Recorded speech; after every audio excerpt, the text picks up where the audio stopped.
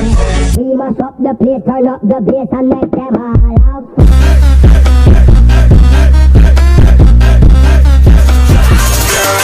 You can be my new thing.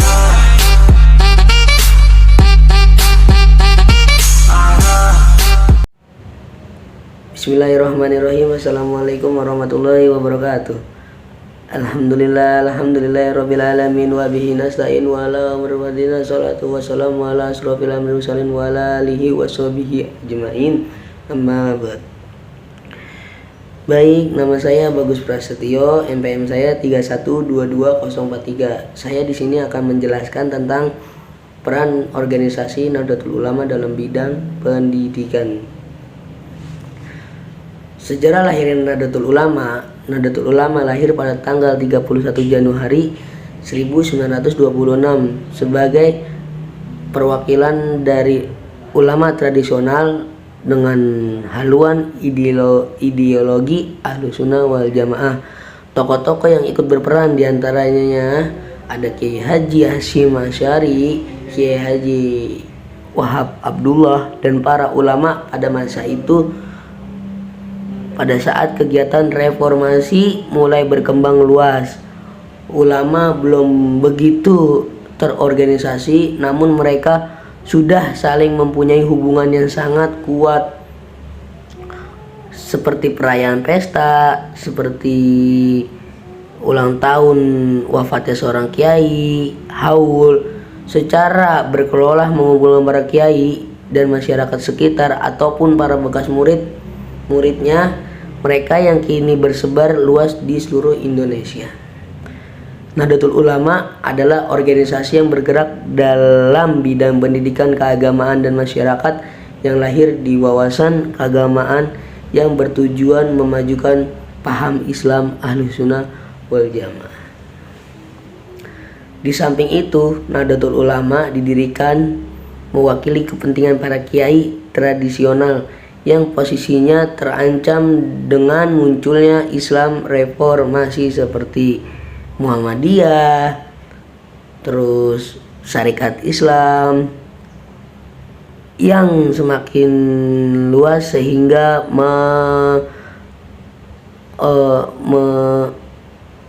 memarginalisasikan kiai.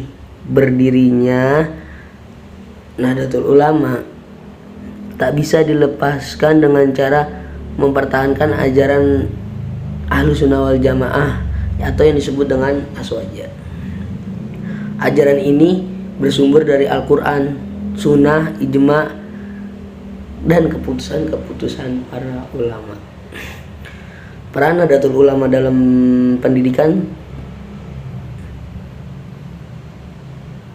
Perjuangan Nahdlatul Ulama di bidang pendidikan dan ilmu pengetahuan adalah dengan cara mendirikan pondok pesantren yang setara dengan pendidikan dasar, pendidikan menengah pertama, pendidikan menengah tinggi, dengan maksud mengedepankan pendidikan agama sebagai landasan ilmu pengetahuan. Sejarah membuktikan bahwa peran dan sumbangan Nahdlatul Ulama tidaklah kecil terhadap hajat mencerdaskan kehidupan bangsa Indonesia.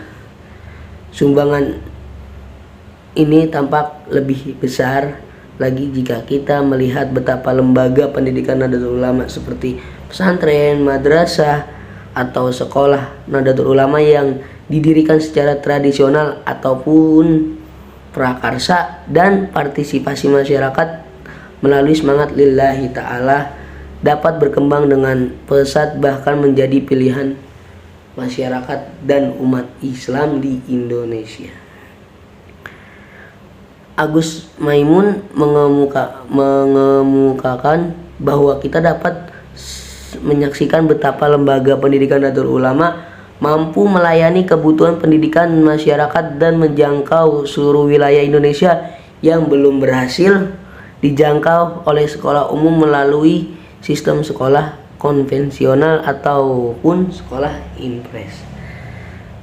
Sekolah salah satu usaha Nahdlatul Ulama untuk menciptakan konsistensi dan keutuhan langkah Perjuangannya dalam bidang pendidikan ialah menegaskan arah dan meletakkan landasan dasar kebijakan perkembangan program pendidikan di lingkungan Nahdlatul Ulama. Modal pendidikan yang dimiliki Nahdlatul Ulama dikembangkan sehingga dapat memainkan peran khususnya di bidang pendidikan dan dapat memberikan sumbangan berharga untuk upaya penataan kembali sistem pendidikan nasional. Peran maupun atau sumbangan tersebut pada dasar dapat dilihat sebagai berikut. Sistem yang dikembangkan Nahdlatul Ulama berwatak mandiri, misalnya dalam pengolahannya sehingga jiwa kemandiriannya tersebut bisa dikembangkan menjadi sumbangan bagi pendidikan nasional. Perpaduan antara jam pergerakan dan keharusan mengorganisasi diri. Tujuan Nahdlatul Ulama di bidang pendidikan. Tujuan pendidikan Nahdlatul Ulama adalah untuk meningkatkan pengetahuan yang luas dan tidak hanya mengarah pada agama, namun juga mengarah pada dasar supaya masyarakat tidak meninggalkan pendidikan yang ada di Nahdlatul Ulama melalui cara mendirikan madrasah kejuruan. Konsep pendidikan Nahdlatul Ulama. Pendidikan karakter di sekolah memiliki sifat bidireksional, yaitu pengembangan kemampuan intelektual dan kemampuan moral. Pendidikan karakter yang baik harus melibatkan aspek pengetahuan pengetahuan yang baik, merasakan dengan baik atau loving good, dan perilaku yang baik. Pendidikan karakter bahkan sekedar hubungan horizontal antar individu, namun juga secara individu dengan Tuhannya. Saat seseorang selalu merasa dekat dengan Tuhannya,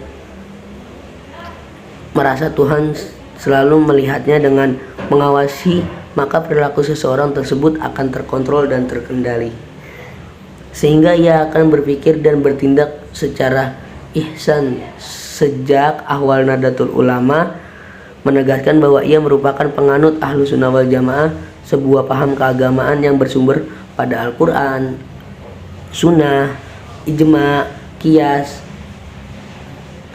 Ada 5 menurut ulama yang menggambarkan karakteristik Ahlus Sunnah wal Jamaah sebagai landasan Nahdlatul Ulama dalam bermasyarakatan atau yang disebut dengan konsep mabaduluh khairu ummah. 1. At-tawassul, 2. Al-i'tidal, dan ketiga at-tasamuh, dan yang keempat at-tawazun, dan yang kelima amar ma'ruf nahi munkar. Kesimpulan, peran organisasi Nahdlatul Ulama dalam bidang pendidikan sudah menerapkan strategi umum dalam pendidikan dalam memenuhi kebutuhan yang diperlukan sebuah organisasi. Kebijakan-kebijakan yang diambil yang menyesuaikan kultur pendidik pesantren berserta dengan nilai-nilai yang diusung dengan relevan peorganisasiannya juga cukup baik, tidak ada menyalahi dalam prosedur pendidikan. Berdasarkan kebijakan organisasi Nahdlatul Ulama di dalam pendidikan, Nahdlatul Ulama dan para kiai selalu mengaitkan untuk membangun dan membentuk masyarakat. Nahdlatul Ulama juga menerapkan belajar dengan ajaran-ajaran Rasulullah dan sahabat-sahabatnya yang dinamakan Ahlus Sunnah wal Jamaah atau Aswaja. Nahdlatul Ulama telah berhasil menciptakan para tokoh-tokoh ulama di Indonesia. Adapun untuk mewujudkan, maka dapat dijawab dengan cara rekrutmen pada masyarakat Indonesia, terutama kepada anak-anak pada tingkatan sekolah dasar, sekolah menengah pelajar, sekolah menengah atas, dan kemahasiswaan. Cukup sekian dari saya. Mohon maaf apa ada kata-kata yang salah. Assalamualaikum warahmatullahi wabarakatuh.